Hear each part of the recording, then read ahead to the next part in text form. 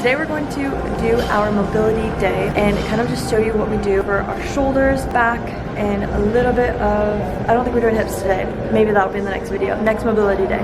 We really like doing this, especially after a high sports day, or this is basically like what we could do if we're in our high, like playing outdoors and sports and stuff like that. We'll incorporate this weekly or at least every other week. You can do a partial of it more often, or you can do this full thing as a full day. Let's get right to it.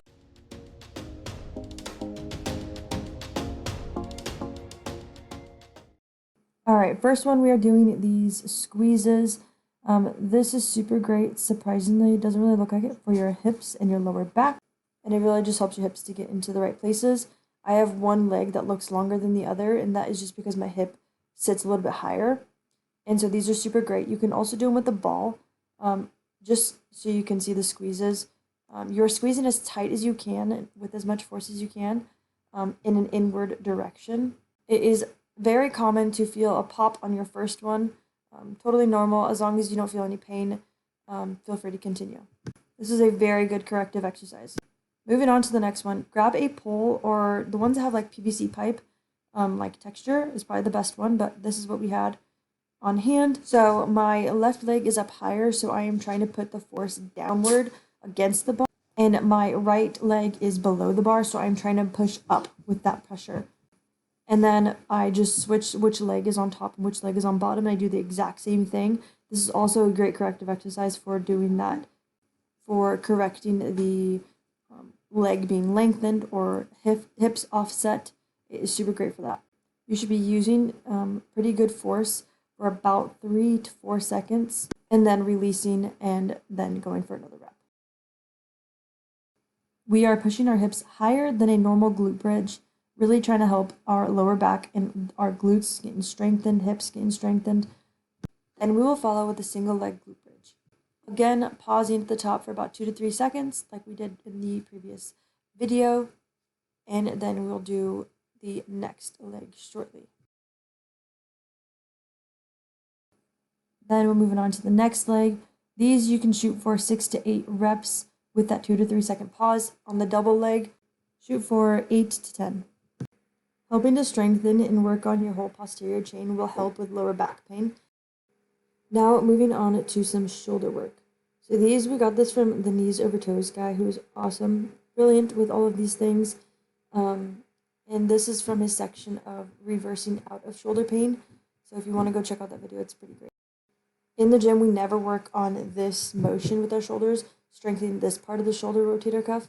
So it is really important to do so. It helps prevent injury, and if you have any weak or unstable shoulders, this is really great for just stabilizing them and strengthening them. Start out light because it is a very humble exercise. I 1000% recommend this exercise for any type of shoulder instability, strengthening, working on your rotator cuff, just overall, just preventative from injury. Highly recommend. Okay, moving on. Now we do these in 4 ways. Each of them, it depends on what we're doing. We use this as a pre-workout warm-up as well for like shoulders or a little bit of back, or just kind of anywhere that I need my shoulders nice and primed. I will use these banded shoulder exercises to just get myself ready for the workout. It's great for just strengthening and using the little guys in our shoulders that may not get much attention at all. We do this in the 4 directions, so you'll do 2 facing the rope and pulling away back to the wall, and then you'll turn around and then you will kind of pull it forward, like I am showing in the video, towards the wall. You'll want to do this with a band that's probably on the lighter side, and do it for about 15 to 20 reps. You can get pretty creative on where you tie these bands up. Our gym gets pretty busy, so we have to be creative. Don't be afraid to just go to a small corner and just get it done. Okay, moving on, we have these. We do these in 2 directions each side.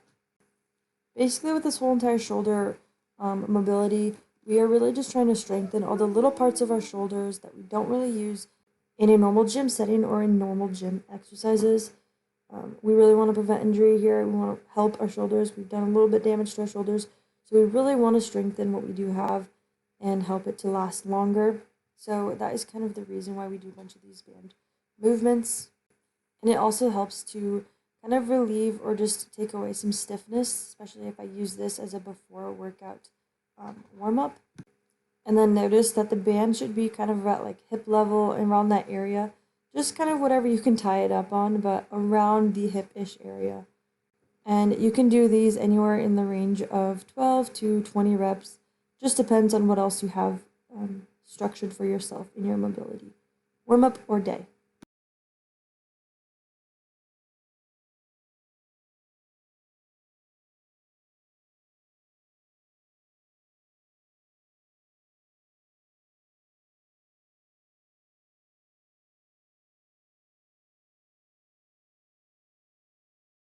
And as you can see, we face the wall and we change the direction of the rotation, starting with our arm up higher and at that 90-degree angle and rotating downward, keeping our elbow, trying to keep our elbow in the same position.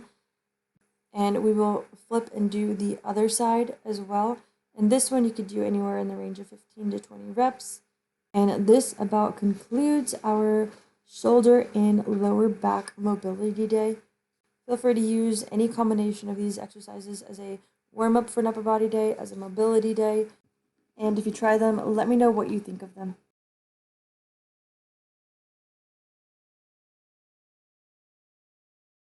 And as you can see, we kind of just jumped into doing some jumping for fun. And yeah, I'm just trying to learn how to jump a little bit better. And honestly, I'm trying to take a couple tips from my husband because he jumps pretty well. And he is not super tall. So it's quite impressive how high he can get. So I am trying to take all the tips I can from him. Maybe in the future we can do a video with him kind of explaining and kind of helping me out with the jumping portion, because I think that'd be very interesting as far as my approach, as far as plyometrics and whatnot. He's really the brains behind all